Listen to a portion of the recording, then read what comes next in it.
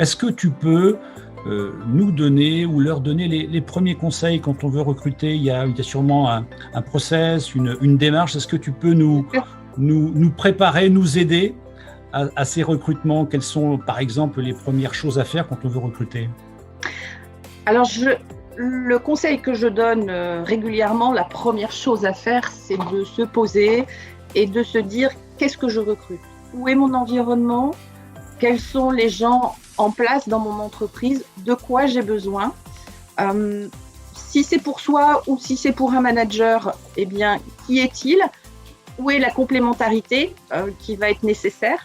Et il faut l'écrire pour pouvoir vraiment conscientiser tout ce que nous recherchons. Bien évidemment, au-delà de tout ça, eh bien, il faut être en capacité de se faire accompagner parce que il est toujours plus difficile de vérifier réellement ce qu'on a besoin, de ce dont on a besoin. Et le fait de pouvoir en discuter avec d'autres personnes, ça permet aussi de renvoyer un miroir et de se dire, ben oui, ce point-là, je n'y pensais pas. Oui, effectivement, il va falloir quand même qu'il ait son permis, il va falloir qu'il soit en capacité de travailler en open space, etc., etc. Des sujets selon les postes à recruter. Donc, on se pose les bonnes questions, on prend le temps. Il ne faut jamais recruter dans l'urgence, c'est bien ça? Ah, l'urgence est l'ennemi du recrutement.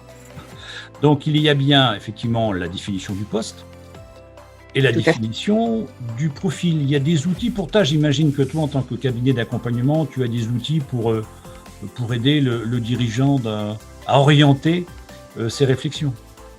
Alors les outils, oui, ce sont des questions sur lesquelles nous avons un fil, où on s'intéresse, où on fait preuve de curiosité, et c'est souvent là où une tierce personne en extérieur est toujours plus intéressante, parce que quand je vais poser des questions sur ton métier, toi Jean-Marc, il y a des choses que tu fais naturellement et sur lesquelles tu n'as pas confiance, alors qu'une personne extérieure qui ne connaît pas ton métier va te poser des questions et effectivement va être intéressante pour la complémentarité du poste.